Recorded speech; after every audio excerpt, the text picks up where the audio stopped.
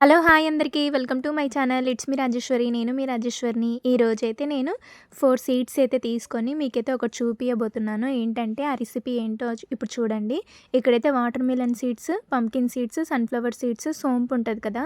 ఆ సోపు కూడా తీసుకొని ఈ 4 ఇంగ్రీడియెంట్స్ అయితే ఒక ప్లేట్‌లోకి ఈ విధంగా వేసుకొని మనమైతే వీటిని పొయ్యి మీద ఒక ప్యాన్ పెట్టేసి బాగా వేయించుకోవాలి. ఇవి చాలా క్రిస్పీగా వేయించుకోవాలి కాబట్టి పొయ్యిని లో ఫ్లేమ్‌లో పెట్టి రోస్ట్‌గా క్రిస్పీగా అయితే వేయించుకోవాలి. ఈ విధంగా బాగా రోస్ట్‌గా వేయించుకోవాలి.